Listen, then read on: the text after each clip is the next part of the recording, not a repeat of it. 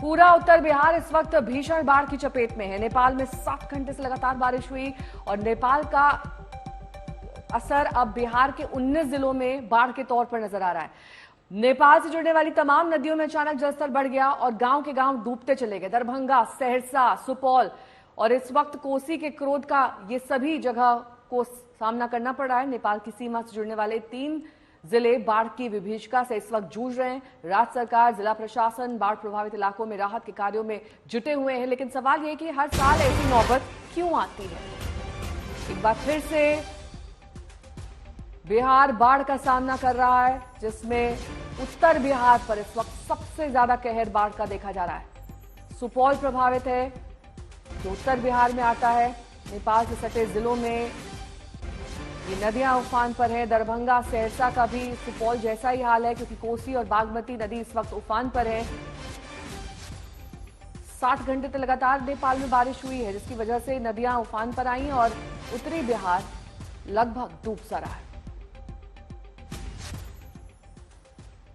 उत्तर बिहार में कैसे इस वक्त बाढ़ की शक्ल में तबाही उतर आई है, ये हम आपको एक छोटी सी रिपोर्ट के जरिए दिखाते हैं। बिहार की 3 नदियों में उफान ने एक बड़ी आबादी को जलमग्न कर दिया है। आज तक के 3 संवाददाता लगातार उत्तर बिहार के डूबे क्षेत्र से रिपोर्ट भेज रहे हैं। जरा देखिए बिहार के 19 से ज्यादा जिले कैसे भीषण तबाही से गुजर रहे हैं।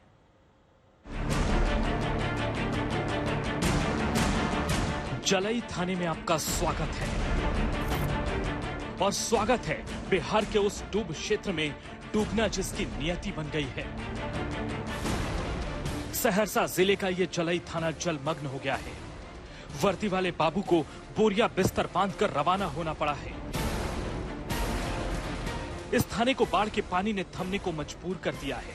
सिपाहियों की बंदूकें बेबस हो गई हैं। लंबी नली वाली इस बंदूक को फिलहाल कंधे की नहीं, उस कोने की जरूरत है जहां पानी की घुसपैठ ना हो पाए। नेपाल में भारी बारिश हुई और बिहार पर आफत आ गई। दशकों से यही होता रहा है। देश को आजाद हुए 75 साल से ज्यादा हो गए, अमृतकाल भी चला गया, मगर नेपाल से उतरते जल शोक से बिहार को आजादी नहीं मिल पाई।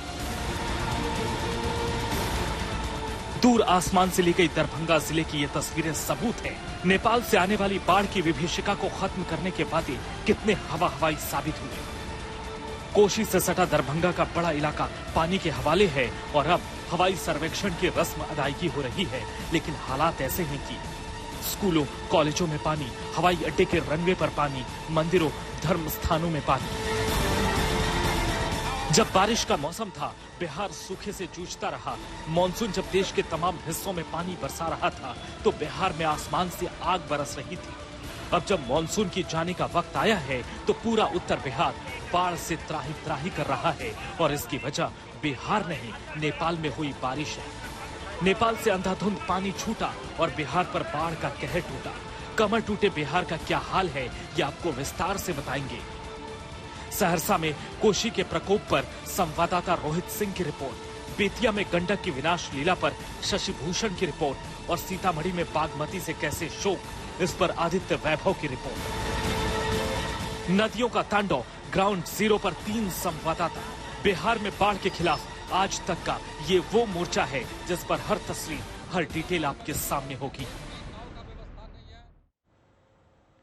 आपने बाढ़ की विभीषिका देखी और आपने ये भी देखा कौन कौन सी वो जगह हैं जहां पर इस वक्त बाढ़ देखने को मिल रही है। आज तक संवाददाता रोहित सिंह एक जगह पर पहुंचे हैं। पूरा का पूरा थाना वहां पर कैसे डूब गया है, अब आपको दिखाते हैं। हम इस वक्त जहां मौजूद हैं, वो दरअसल बहुत लोग हैरान हो जाएंगे कि कहां पर इस वक्त हम मौजूद हैं। हम जहां मौजूद हैं, दरअसल ये एक पुलिस स्टेशन है। अब आपको हम तस्वीरें दिखा रहे हैं। जरा देखिए, ये जलई थाना है, सहरसा जिले में पड़ता है और ये पूरा थाना जो है ये पूरी तरीके से जलमग्न हो चुका है। चारों तरफ देखिए आप, ये थाना जो है 3 से 4 फुट का पानी जो है वो अंदर जो है घर अंदर जा चुका है और इसका जो ग्राउंड फ्लोर है पूरी तरीके से जो है वो पानी में डूबा हुआ है। हालांकि जो फर्स्ट फ्लोर है वहां तक अभी पानी नहीं पहुंचा है और कोसी नदी पर बना जो पश्चिमी तटबंध है वो ध्वस्त हुआ। उसके बाद जो है कई इलाकों में जो है कोसी का पानी जो है फैलना शुरू हो गया। उसी के कारण जो है ये थाना भी जो है वो पूरी तरीके से जलमग्न हो गया है। चारों तरफ आप देखिए, इस तरफ भी देखिए, मोटरसाइकिल जो है थाने में जो रखे रहते हैं, ये सब कुछ जो है वो डूबा हुआ है। जो यहाँ पर पुलिसकर्मी थे, सभी लोगों ने किसी तरीके से जरूरी चीजें लेकर, हथियार लेकर, दस्तावेज लेकर वो लोग जो है सुरक्षित स्थान पर जो है बाहर निकले हैं। उस तरफ भी देखिए आप, उधर भी तमाम जो बाइक्स हैं, मोटरसाइकिल जो आपको दिख रही हैं, सब कुछ डूबा हुआ है। यानी चारों तरफ जो है यहाँ आपको केवल और केवल इस थाने में जो है वो पानी ही पानी नजर आएगा। और ये तस्वीरें अपने आप में सब कुछ बयान कर रहा है कि किस तरीके से बिहार में इस बार बाढ़ ने हाहाकार मचाया है। और अब आपको दरभंगा का एक वायरल वीडियो दिखाते हैं। बाढ़ ने बाकी लोगों के साथ शिक्षकों की जान भी सासत में डाल दी है। सरकार ने छुट्टी नहीं दी और स्कूल जाने के रास्ते में पानी ही पानी। तिलकेश्वर जा रहे हैं मूल्यांकन कार्य के लिए। बीआरसी से प्रगति पत्रक रिसीव किए हैं और वहीं बीआरसी जा रहे हैं। मूल्यांकन कार्य चल रहा है। भर कमर से ज्यादा पानी होने का अनुमान है। अभी तक भर कमर पानी में है। देखिए आगे नाव मिलता है कि नहीं मिलता है, पता नहीं क्या होगा। विद्यालय पहुंच पाएंगे कि जान से जाएंगे, कहना मुश्किल है। पानी भर डर हो गया है। अब देखते हैं क्या होता है नहीं होता है। स्कूल तो जाना जरूरी है क्योंकि बिहार सरकार इस बार में छुट्टी नहीं दी हुई है, इसलिए हम लोगों को स्कूल तो जाना ही जाना है क्योंकि मोबाइल से हाजिरी बनता है। पानी बहुत जो है सो उफान पर है। हम लोग कैसे जो है विद्यालय जा पाएंगे या नहीं जा पाएंगे, जान माल का क्षति होगा या क्या होगा। हम लोगों को जो है सरकार तरफ से कोई नाव का जो है कोई व्यवस्था नहीं है। अनु सरकार हम लोगों को छुट्टी दे रही है। अब क्या पता कि हम लोग जो है कैसे जा पाएंगे कि या नहीं जा पाएंगे। पानी में जो है सो बहुत दिक्कत हो रहा है हम लोगों को। इधर बिहार में एक के बाद एक बांध भी टूट रहे हैं। गंडक नदी में बाढ़ के कारण बेतिया में एक और बांध टूट गया और अपने साथ बर्बादी का मंजर लाया। देखिए संवाददाता शशि भूषण की प्रभावित क्षेत्र से ग्राउंड रिपोर्ट। इस वक्त हमारी मौजूदगी बेतिया के पीड़ी तटबंध पे है, जहां एक बड़ा हिस्सा पटजिरवा के पास से टूटा है। बीती रात ये तटबंध टूट गया। इस पर पिछले कुछ घंटों से दबाव था और आपको हमारे सहयोगी नदीम दिखाएंगे। दाहिनी तरफ सबसे पहले कैमरे को पैन करते हैं। ये पूरा गंडक है और गंडक नदी उफान पर है इस वक्त भी, और उससे रिहायशी इलाकों को बचाने के लिए ये पीड़ी तटबंध बनाया गया है। लेकिन तटबंध का एक बड़ा हिस्सा, तकरीबन कह सकते हैं कि 50 से 60 मीटर का ये हिस्सा जो है वो बीती रात बहा और अभी पानी की धार देखिए जो रिहायशी इलाकों की तरफ जा रही है। और ये गंडक का पानी उन इलाकों में जा रहा है जहां पर 5 पंचायतों की लाखों की आबादी प्रभावित हो रही है। लगभग 20 से 25 पंचायत हैं जो इस वक्त गंडक की धार के बीच में आ गए हैं, या यूं कह लीजिए कि वहां तक गंडक का पानी, बाढ़ का पानी पहुंचा है। और देखिए रफ्तार क्या है पानी की, जो कैमरे के जरिए फोकस करके लगातार नदीम दिखा रहे हैं आपको। और जिला प्रशासन अलर्ट पे है। जो दूसरी तरफ हमारे मौजूदगी है जहां तटबंध टूटा है, उसके ठीक सामने हम आपको दिखाते हैं, अपने ठीक पीछे ये देखिए वहां पुलिस की मौजूदगी है। जहां इस वक्त हम मौजूद हैं वहां भी पुलिस प्रशासन की मौजूदगी है। थोड़ी देर पहले जो पश्चिम चंपारण के डीएम हैं उन्होंने इस जगह का जायजा लिया है। जल संसाधन विभाग के अधिकारियों के आने का अभी इंतजार हो रहा है, क्योंकि यहाँ कोई भी अभी तक जो तटबंध को सुरक्षित करने के लिए काम की शुरुआत होनी चाहिए थी या इसको रोकने के लिए जो जरूरी कदम है वो नहीं उठाया गया है। और थोड़ा और आगे की तरफ चलते हैं। हालांकि आगे जाना बेहद खतरनाक है क्योंकि हमारे सामने रह रह करके तटबंध का जो हिस्सा टूटा है वहां से धसान हो रही है मिट्टी की, तो आगे जाने की मनाही है। लेकिन हम आपको दिखा रहे हैं जहां तक कैमरे की नजर जाती है वहां तक मकान और रिहायशी इलाका नजर आता है और साथ ही साथ जो लोग हैं वो भी फंसे हुए हैं। सहयोगी कैमरा पर्सन नदीम आलम के साथ शशि भूषण, आज तक।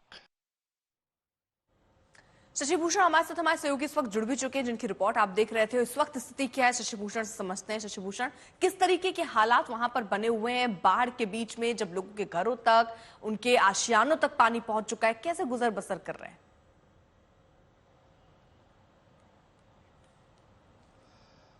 देखिए पिता, असल मुश्किल अब शुरू हुई है क्योंकि नेपाल से जो पानी का फ्लो बना हुआ था पिछले 5-6 दिनों में वो फ्लो रुका है। अब पानी का नया डिस्चार्ज तो नहीं हो रहा है, जो नॉर्मल डिस्चार्ज होता है वो हो रहा है। लेकिन जो गंडक का इलाका है उस इलाके में जमीनी हकीकत क्या है, ग्राउंड रिपोर्ट के जरिए ही समझा रहे हैं आपको। देखिए हमारे ठीक पीछे ये पूरा गंडक है, मतलब गंडक का वो पानी है जो इस वक्त बाढ़ की शक्ल में यहाँ तक आ पहुंचा है। बैरिया तटबंध पे इस वक्त हम मौजूद हैं और यही वो तटबंध है जो बीती रात टूटा था। अब हमारे सामने लगभग 3 घंटे से हम यहाँ हैं और हमारे सामने ये तकरीबन 10 फीट का स्ट्रेच जो है वो और इसी बाढ़ के पानी में नीचे जा चुका है।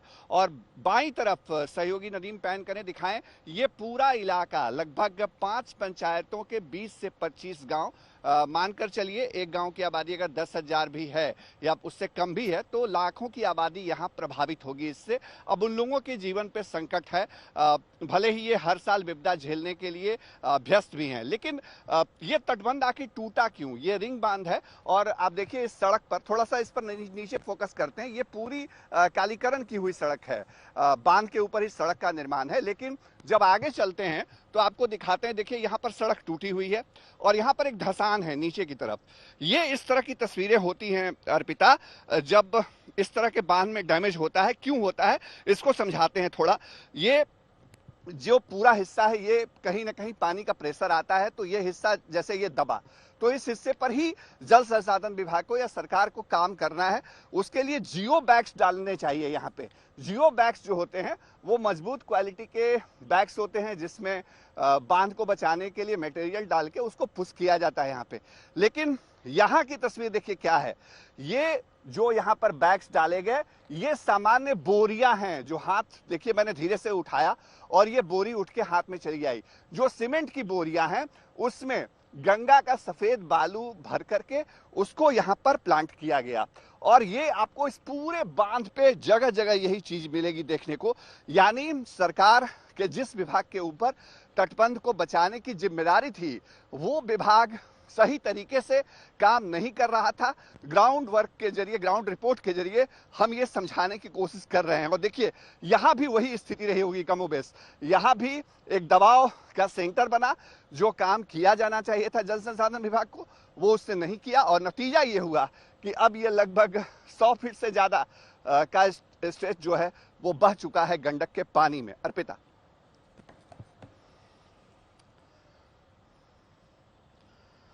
शशि भूषण, आप दिखा रहे हैं किस तरीके से सरकार की उदासीनता है, लापरवाही है और जो वहां पर इंतजाम होने चाहिए थे वो नाकाफी दिखाई दे रहे हैं। लेकिन क्या महज हवाई सर्वेक्षण कर लेने भर से वहां की स्थिति और वहां की जो ऊपर एरियल रूट से आप देख सकते हैं कि कैसे पूरा का पूरा उत्तर बिहार इस वक्त पानी की चपेट में है, क्या अब वाकई स्टेप अप एक्शंस लिए जाएंगे या फिर कहीं ना कहीं इसमें ढिलाई है? देखिए बाढ़ को बिहार में, मतलब एक तरह से कहिए कि बाढ़ की तबाही बिहार में आए हुए लगभग 72 घंटे गुजर चुके हैं।